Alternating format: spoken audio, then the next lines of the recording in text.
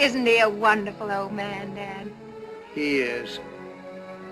But if it hadn't been for you... Oh, nonsense. Why should you think that? What I think you're the smartest girl in the world. More than 43 films, 12 Academy Award nominations, the trousers, the sleek high-neck dresses. This is Katharine Hepburn, one of the most successful actresses of her time. She's known as a fashion icon because she wore pants at a time when you didn't wear pants in old Hollywood. But I was struck by her kindness. She was very kind to people that she loved. And I was shocked by that because we know her as tough. No, she was wonderful. I mean, she was really wonderful. Very demanding of herself. She would turn up at 6:30 in the morning and speak off-camera lines for us, Oh, she was wonderful. She's probably the best person I've ever worked with. When we hear the name Katharine Hepburn, we do have the picture of her on screen, the actress. But who was Katharine Hepburn really? Who was the woman behind the camera? Whether it was her movies, her politics, or great sense of style, Katharine Hepburn is known for being a woman who was bold, brash, and beautiful. She takes things as they come on her own. No chauffeurs in real life. She launched a new era of women's liberation, on screen and off, and not only because she wore pants. One immediately thinks of her irrepressible spirit, her swaggery confidence. She was a star of the silver screen and one of Connecticut's most famous residents. She kind of refused to be put into this mold of being one of Hollywood's stoic movie star actresses, glamour girls, and instead she took on these very powerful female roles.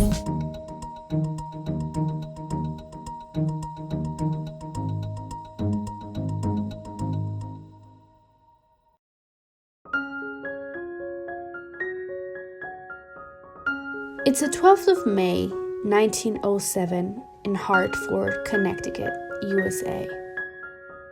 Katharine Houghton Hepburn is born. She is the daughter of Catherine Martha Houghton, a suffrage activist, and Dr. Thomas Norval Hepburn, a neurologist who educates the public about sexually transmitted diseases. She is the second of 6 children, 3 girls and 3 boys. A liberal-minded family, the Hepburns encourage young Katharine to speak out, sharpen her mind, and engage with the world as fully as possible. I was brought up in a big family, and I was brought up great, just brought up great. I had a fascinating mother, a fascinating father, and a wonderful childhood. I really did. And I have a wonderful family now, and I have my roots in the same place that I was brought up, and I'm extraordinarily lucky, and that's just luck. In 1921, a tragedy happens that completely debilitates Katharine. She makes the horrifying discovery of her older brother Tom hanging dead from the ceiling of his room. Her parents deny it's suicide and maintain that Tom's death must have been an experiment gone wrong. Nevertheless, Katharine withdraws almost entirely from those around her and makes her become nervous, moody, and suspicious of people. She also drops out of Oxford School and for a time even adopts Tom's birthday as her own. In 1924, Katharine earns a place at the all-women's Bryn Mawr College near Philadelphia, Pennsylvania.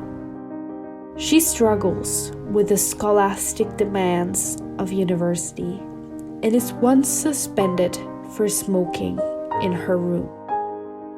Here is where she falls in love with acting. When you originally told your father you were going to go into acting, you thought that was a cheesy thing to do. I can understand his thinking that. I think he was right. You do? Well, I don't think I don't think it's like being a doctor. I thought of being a doctor. And then I thought, well, when I wanted to be a doctor, women didn't operate, they didn't do anything. It was thrilling. So I thought, well, I can't do that. In 1928, Katharine graduates from the school with a degree in history and philosophy. With a strong determination of becoming an actress, she starts auditioning for many different staged plays. I had worked 2 weeks for a man named Edwin Knopf, who was the brother of Alfred Knopf, and a very sweet and distinguished man who gave me my first job after I graduated from Bryn Mawr. So I went down to Baltimore and I appeared. I didn't even know there was a stage door in the theater. And I went in and I sat down and I watched a rehearsal. It was a very distinguished company. And they were doing a thing called the Tsarina the following week. And nobody told me to leave, so I sat down in the audience and I waited and waited and waited. And finally, 5 hours passed. Eddie Knopf was always sitting right up in the front of the audience, watching this dress rehearsal. And finally just walked by me and said, report for rehearsal Monday. And that's how you got That's how I got my job. A little girl in the company came up to me and she said, Katharine, I got here at 9 o'clock and I have the best costume. And I think you're someday going to be a big star. And I'm going to get married in 2 weeks. And I want you to take my costume, because the one you have looks silly on you. And I nearly fainted, and I looked at her, and I thought, if you have any character, you'll say you're terribly sweet, but I can't do it. But I didn't. I said, do you mean that? She said, yes. I said, thank you very much. Let me try it out. Until landing her first role on Broadway for The Night Hostess that same year. After receiving many negative reviews, the show has to close after 8 days of opening.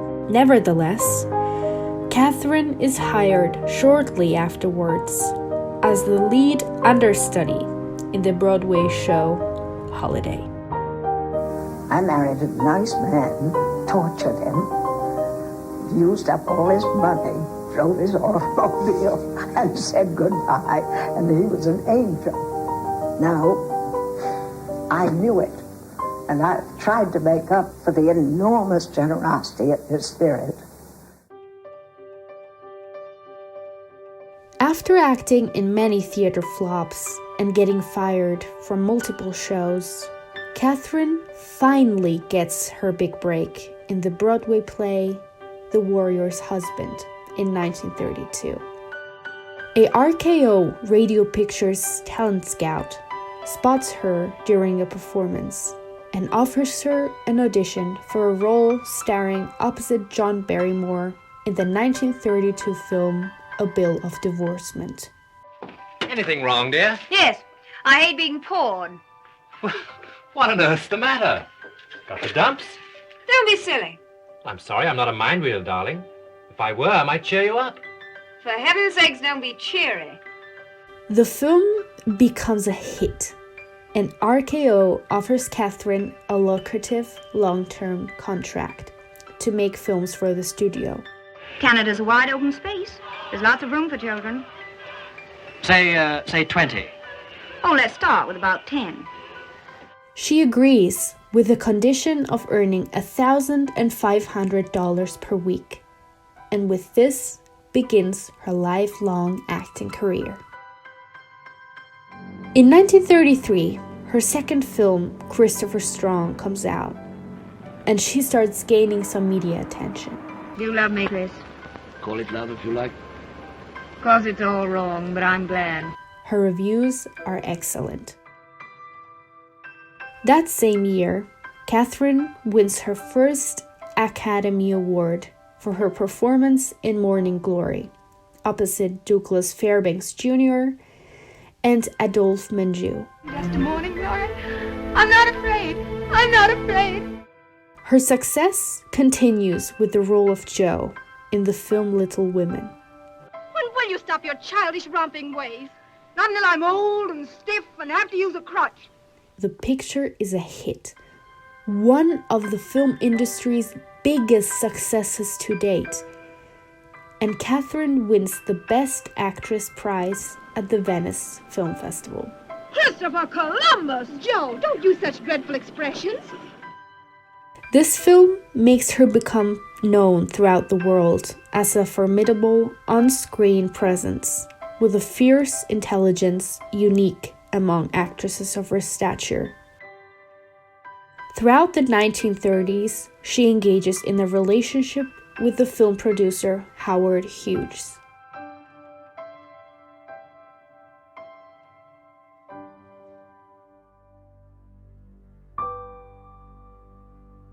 Wanting to prove her acting skills on stage, like she did in film, she makes her Broadway return in the much publicized stage play, The Lake. This sadly proves to be a flop, and Katharine's public reputation starts to go down.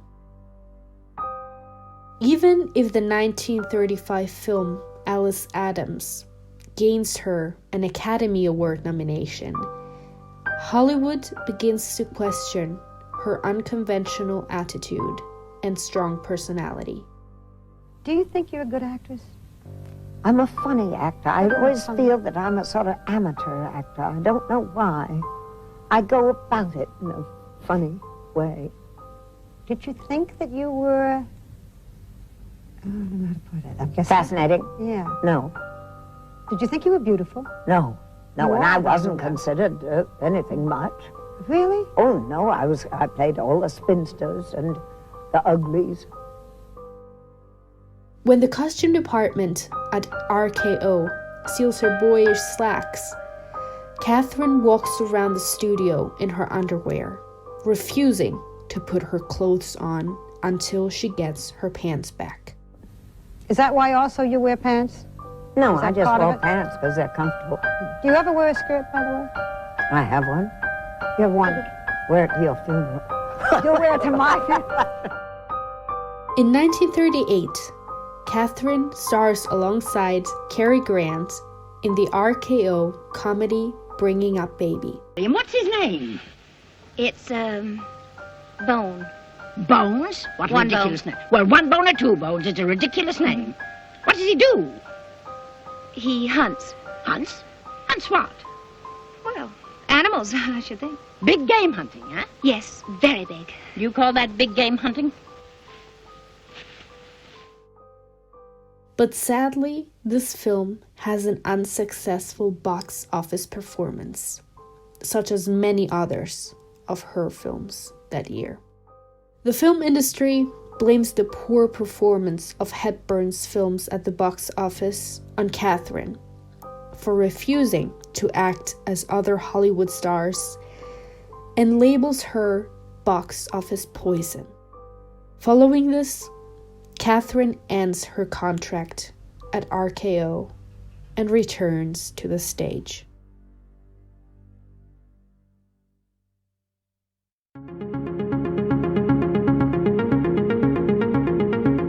Katharine accepts a role that is written specifically for her in Philip Barry's The Philadelphia Story. This play turns out to be a great hit, both critically and financially. Katharine sees the opportunity of this being her possible ticket back to the Hollywood stardom. So, with the help of her partner Howard, she buys the motion picture rights to the story.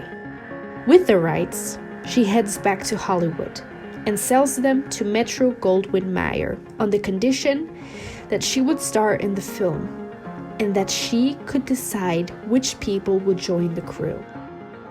With this move, she single-handedly regenerates her film career and her mass appeal. The 1940 film, starring Cary Grant and Jimmy Stewart, alongside Katharine Hepburn, is a great success and earns multiple Academy Award nominations. Dexter, would you mind doing something for me? Anything what? Get the heck out of here. Katharine is also responsible for the development of her next project in 1942, the Oscar-nominated romantic comedy Woman of the Year. You hit me first. Hello. While filming this, Katharine begins a relationship with the actor Spencer Tracy. Thought you might want to kiss me goodbye. Even if he's already married and refuses to divorce his estranged wife. There is the story of the first time that you met, and I wrote it down, and I'd have to look through here and find it. That was with Mankiewicz. Yeah. You said to him, you're shorter than... How did it go? I said, you're not as tall as I thought. And he said, don't worry, I'll cut you down to my size. He was taller than I, actually. Woman of the Year is the first of 9 films the duo will make together.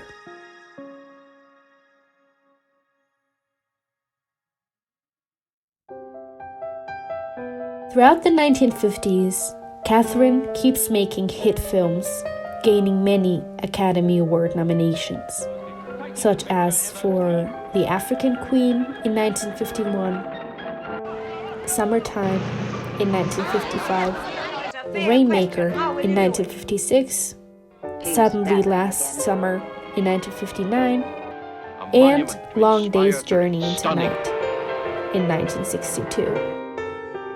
That same year, Katharine puts her career on hold to nurse Spencer through his pulmonary edema. In 1967, after 5 years of nursery, Spencer would ultimately pass away of a heart disease. His and Katharine's final film together is Guess Who's Coming to Dinner, but he would not be there to see it when it comes out. I was given an Oscar for that last film, but I always felt that the award was really meant for both of us.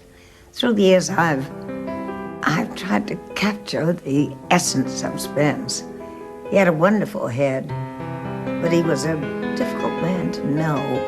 He didn't like to rehearse. He certainly didn't like to talk about his problems. The way she talked about it looked like an Irish cop, and he used to talk about her legs. She still got those legs. You could see the love between them. That relationship was very evident. Yeah.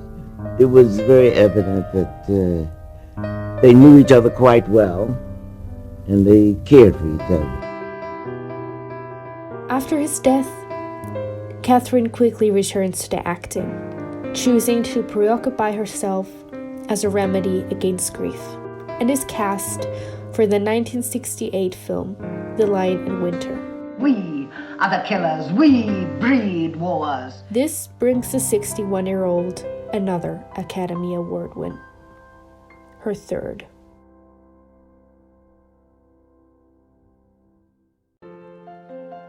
In the next decades, Katharine continues to land successful roles in the film industry, appears frequently on television, and makes periodic returns to the stage, notably as the title character in the 1969 Broadway musical Coco.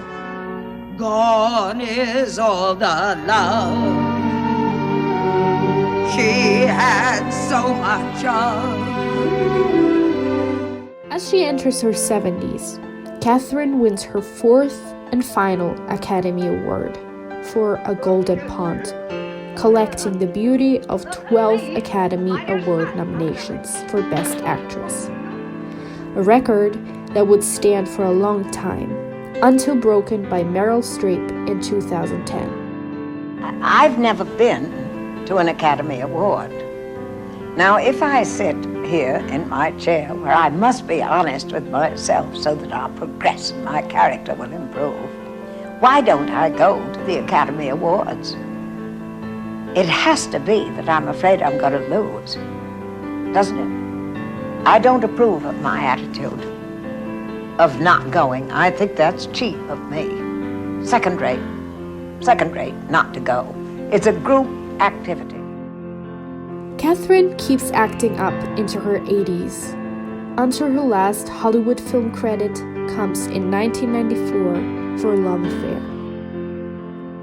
In 1999, Katharine is a 1990 Kennedy Center honoree, and the American Film Institute ranks her the top American screen legend of all time.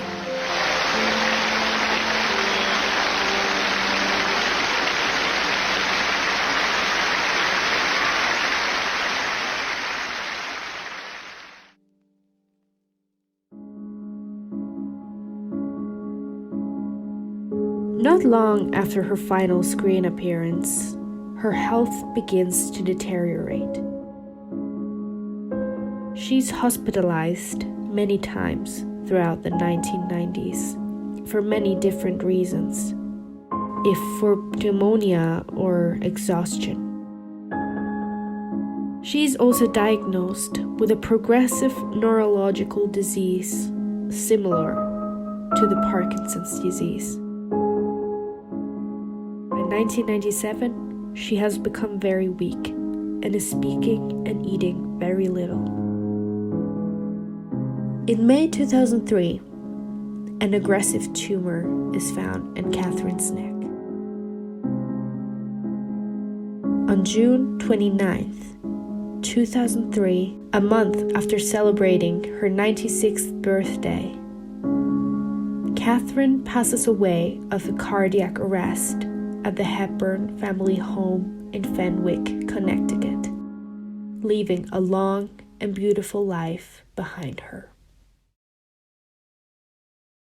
Ladies and gentlemen, Miss Katharine Hepburn.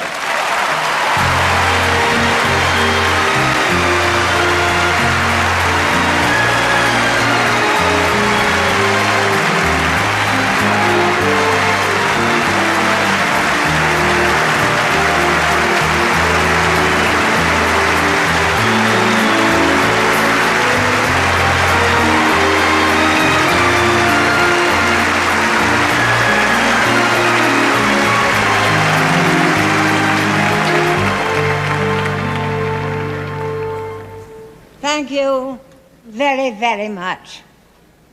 I am naturally deeply moved. I'm also very happy that I didn't hear anyone call out, "It's about time."